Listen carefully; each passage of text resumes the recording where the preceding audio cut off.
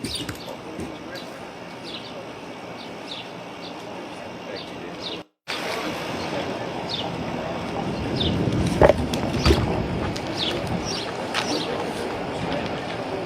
man, it's been chilly.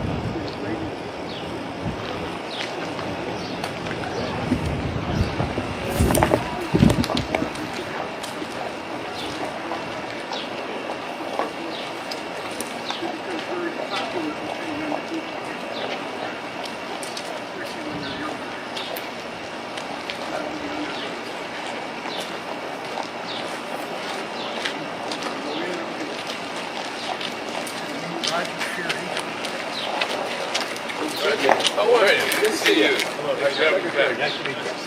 We're going to do just a quick safety briefing right here. All All right, just real quickly, the gentleman in the orange vest, for the press and everybody that's going to be following behind us, is just going to make sure no one steps a pole. We go in this building, the first half of it is original, the third year is going most of it. So watch your step. You've been here before. The second half has been, it's got fresh concrete. So we'll walk through. If you got any questions? Press folks, you want to start walking this way? All right. I'm going to try to get you rushed through. By the way, it's 100 years old this year. Oh, really? It was originally 30 stalls, all the way around in a half circle, it's now 10 stalls. This original floor here is actually oak block, not brick. If you look up here in this old railroad car here, this is one of our cars that we utilize for economic development. If you pull down here to the side, you can see it's got a second story, and that is our dome car, where you get a nice vista view of the surroundings. That's pretty cool. Now, we utilize these for, obviously, community development, also business development. A lot of the towns that we run along through, the businesses that they've developed has been as a direct result of us going out and marketing strength. That's really cool. Yep. What year would that be? What era? That car there was built in the early 50s, is that right, Mike? 1950. Yep, 1950. That ran between Chicago and St. Louis for several years. So does the state EDC sort of work with you to book it, or? No, what we do is we've already had 2 trips in the last 2 weeks, actually 3 trips, and we utilize it for the purpose of economic development as well as working with other railroads. We just put it together at a moment's notice, and we've got 5 cars that we utilize, plus we have some private cars that are owned by private individuals like this one that we use for the purpose of economic development. This car is actually Amtrak certified and it's going out this year to run a few tours where you'd be able to sleep on it, stay on it, So dine on somebody it. buy a rail card and then book it on a. Yeah, there's several private owners that are insane, just like boat owners. Yeah. So how much does something like this run you? Well, you can see something like this anywhere from $200,000 to up to $1 million.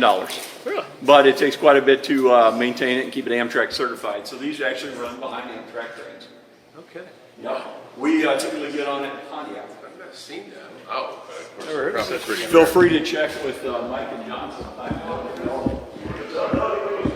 Yeah.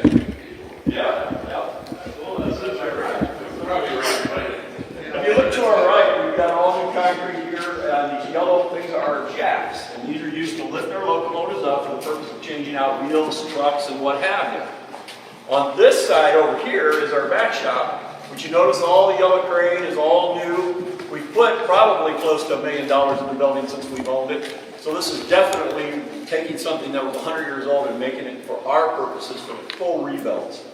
You can see here, this is Travis Smith. He's our back shop owner. Watch this step here with these rails. Travis here is in charge of our mechanical side of our back shop, and he does all the rebuilds. And the power assembly, what we're calling here, the shiny silver thing, is our piston head liner. This is a low oil consumption power assembly that's hanging there. And that iron claw will actually put that down into the locomotive. Right now, we are working with the American Shortline Association on some various grants that have already been approved by the FRA for low emission testing. Because we have a lot of railroads within our organization of the American Shortline Association that might have revenues that are much smaller than ours, such as even a couple $100,000.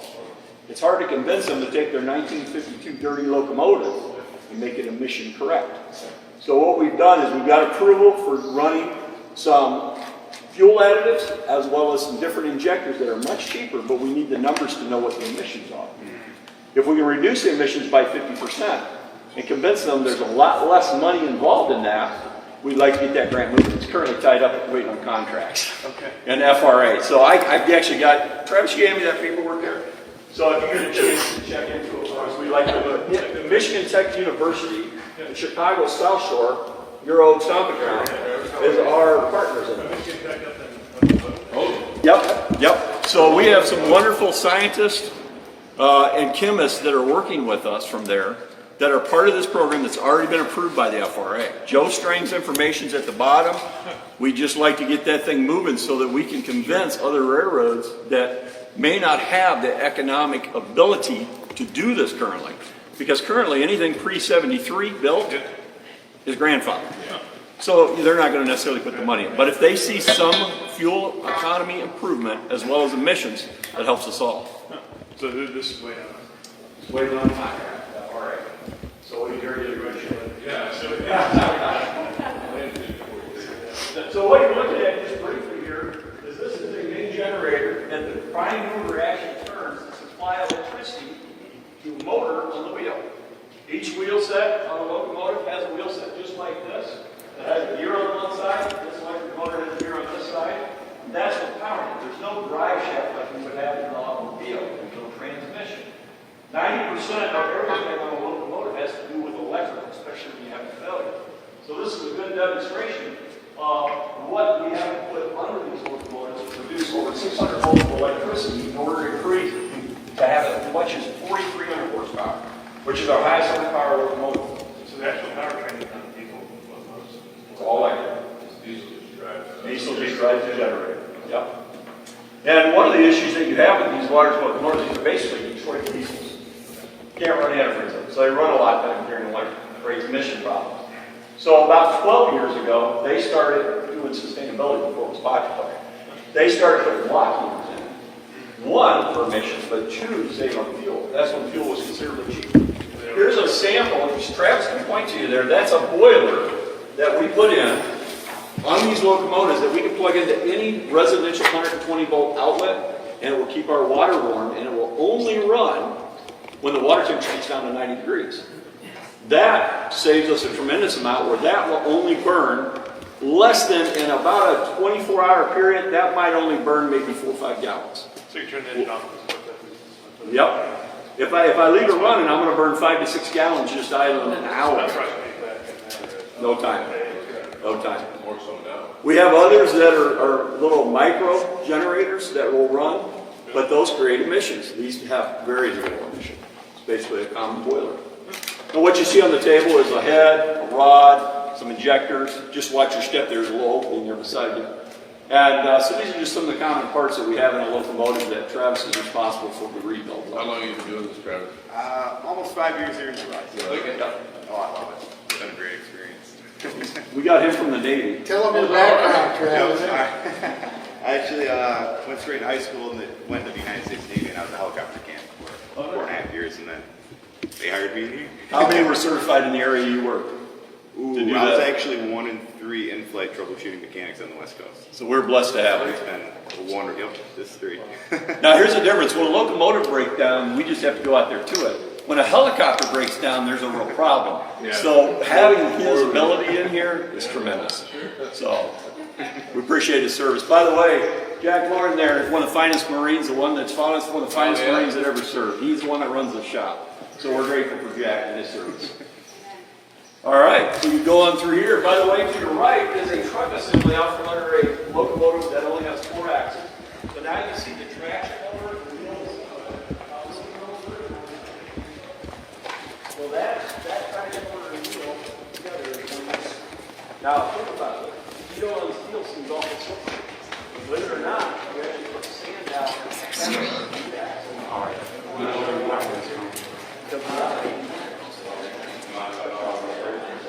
So very easy.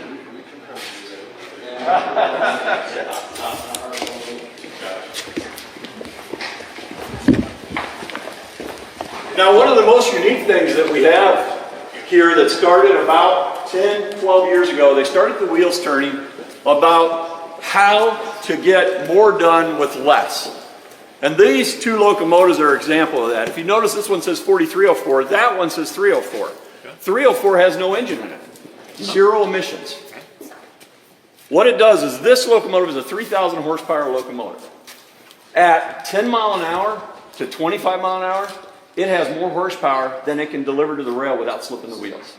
Therefore, what was done is they allow the electricity from that big main generator we saw to deliver not only power to its 4 traction motors, but also to that slug. And by doing that, we've cut the emissions in half.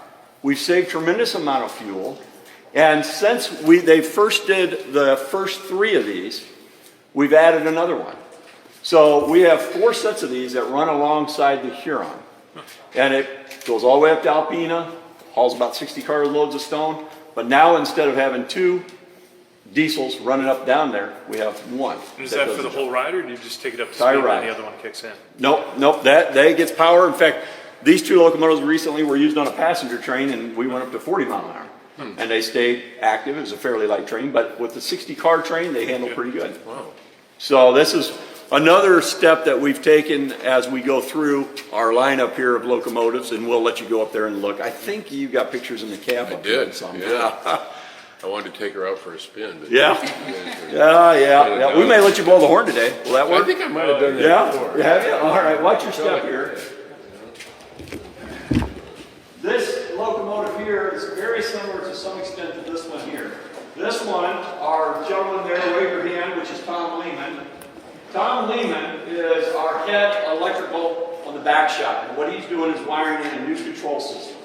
Several years ago, the company started putting in newer control systems that actually create more adhesion to the rail, so that once again, that one locomotive can do more, where at some time we may have had a second locomotive. By having that new system and putting those upgrades in, we're able to reduce our emissions.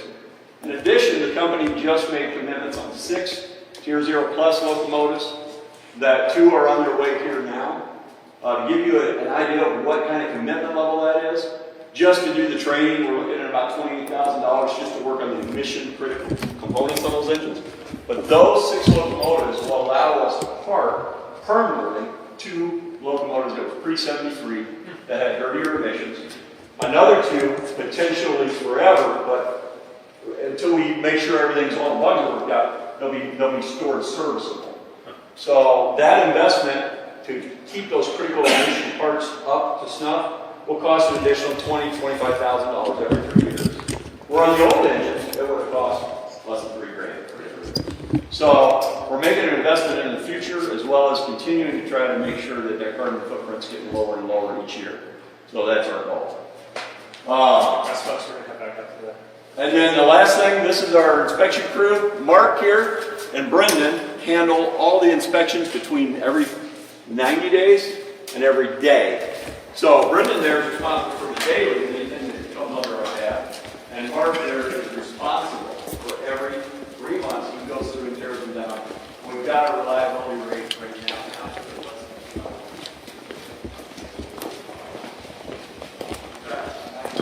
Nice to have one in here just to go on. Not that I was a thing.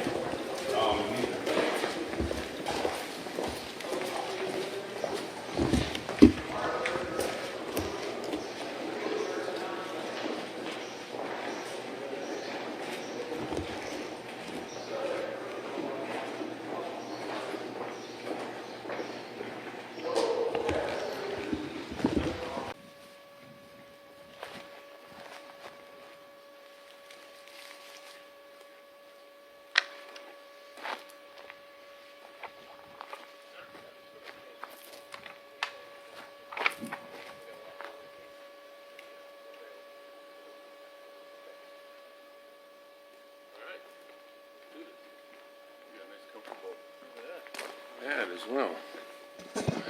Well, good afternoon, and thank you all for being here. This is an important moment. I've been here before. We talked about some of the needs here, and now we've seen the impact of some of the federal investment, and we're obviously looking so much forward to significantly more federal investment, thanks to the work that the Biden administration and those of us in Congress were able to do.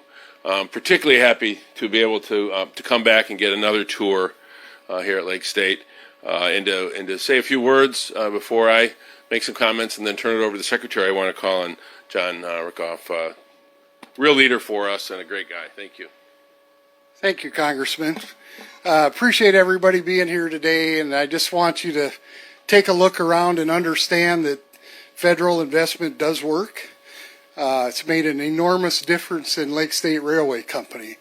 We've been able to do things that we couldn't have dreamt about doing on our own.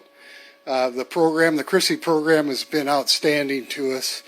We like to think that we've been outstanding back to it. Our traffic has grown significantly over the last 3 years to a tune of about a doubling. Not many people can say that, in particular through the COVID time that we've been. But thank you, Secretary, and thank you, Congressman, for all your support. Appreciate it. Thank you. Thank you so much.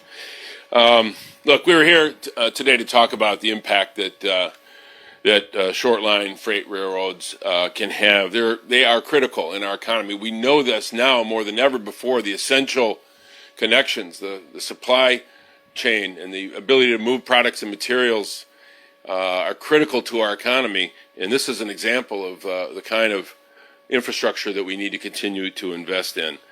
But for decades, as we know, this sort of investment has been woefully underfunded. We've been kicking the can down the road, not recognizing that it's impossible to compete in a 21st century global economy that's highly competitive with sometimes 19th century infrastructure. We were talking a little bit earlier about the need to maintain some of this really old rail track, and that has a cost. It has a cost in terms of our ability to support local business, which supports local communities.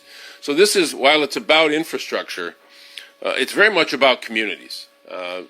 Communities are made up of people who go to work every day, and if they can't compete because infrastructure is obsolete and makes it difficult for us to deliver products efficiently to markets, then we lose. We all lose.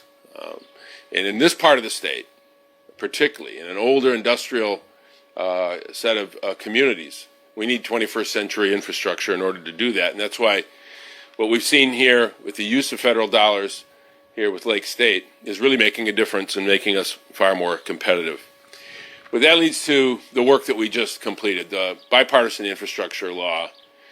I mean, it's a tangible proof that we can get things done that are significant and meaningful, and in some cases transformative, when we put aside some of the differences we have and commit to work together, Democrats and Republicans across the aisle. I was a big proponent and helped craft the Bipartisan Infrastructure Law because I knew, having worked in local government for so long, just how critical these resources can be.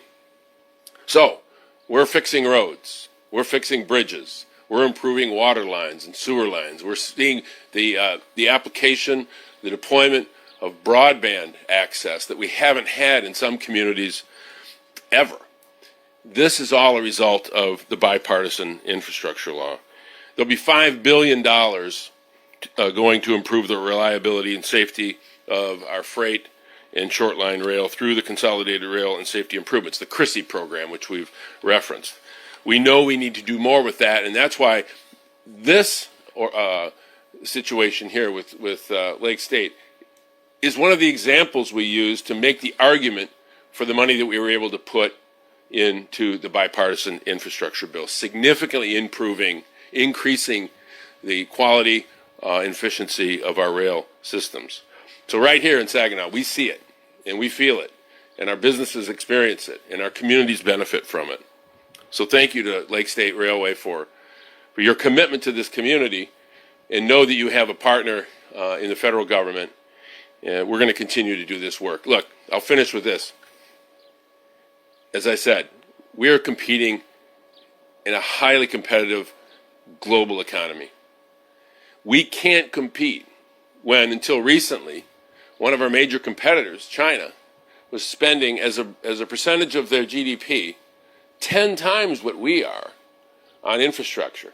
Finally, after years of talk and promises unkept, after the declaration of Infrastructure Week for years after years after years, we came together, Democrats and Republicans, this administration, the Biden administration, to to do something big and bold that's a down payment on the 21st century infrastructure that we need to be competitive. I say a down payment because while this is really important, we all know we need to do more.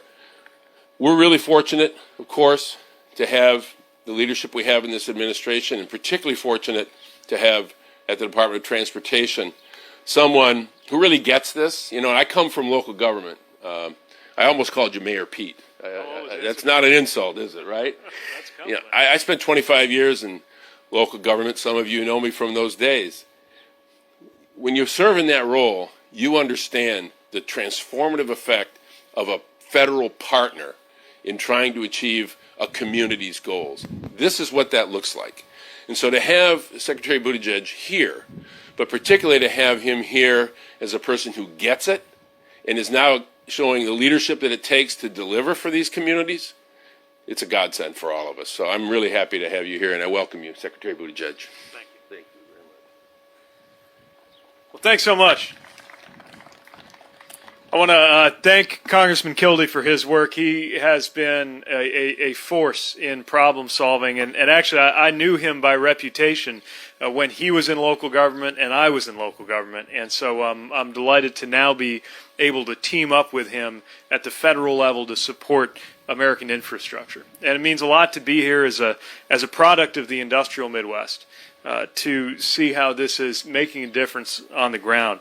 I want to thank Lake State Rail Company for hosting us today. I also want to thank John and Lake State and the team here for demonstrating how to put those federal dollars to good use as we're making the case for a new level of investment, as we were making the case for a new level of investment successfully, that we are now working to deploy. And we're here to show what good federal investment in American infrastructure looks like.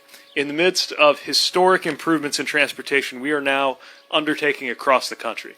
These are improvements that are going to affect our supply chain, helping to lower costs for families and make goods more affordable, and they're laying the groundwork for a new generation of jobs and prosperity.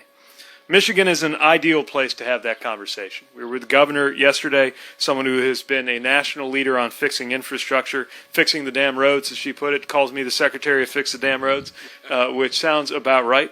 And now we have a chance to talk about railroads, too, with Representative Kildee right here, someone who was among the leaders who helped us get this bipartisan infrastructure law through Congress, at a time and a place where a lot of people didn't think you could get a bipartisan anything law through Congress. And there were all those headlines, you remember, when they said, oh, it's dead, it's not going to happen.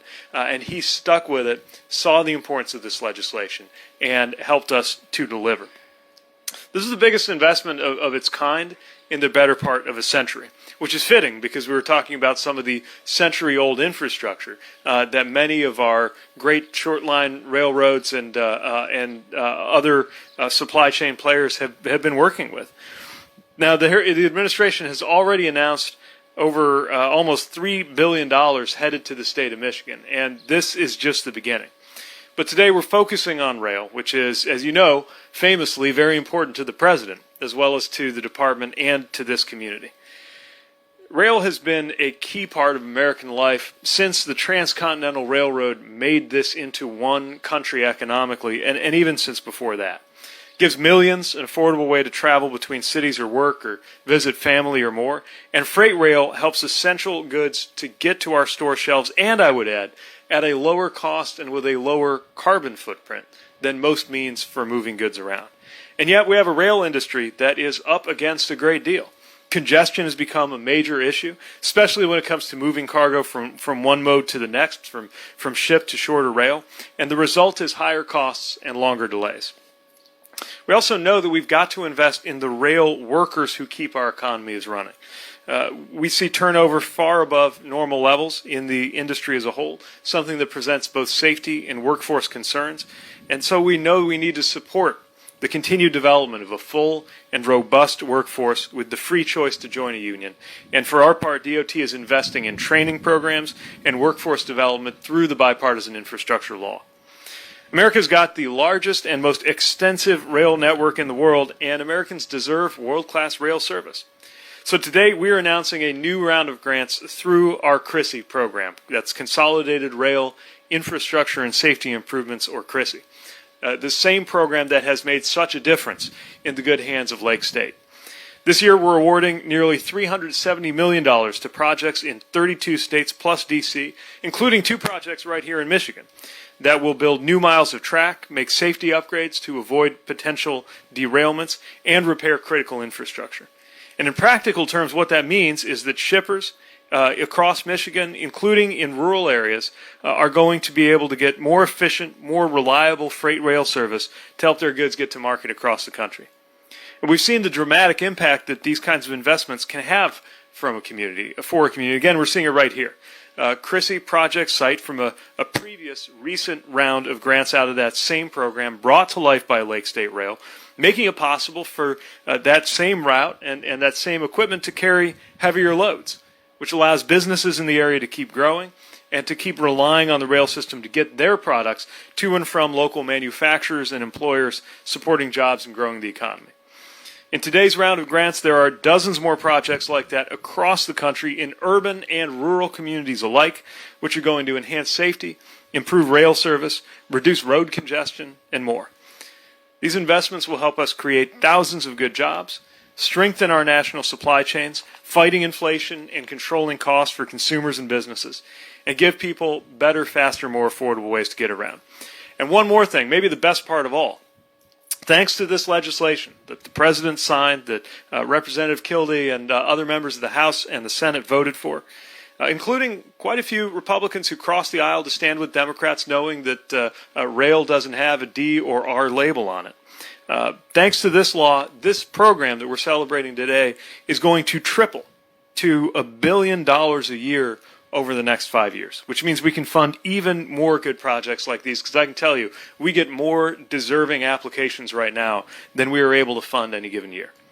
All possible thanks to the leadership of those who have stood together and said, let's get something done, let's not get caught up in the politics.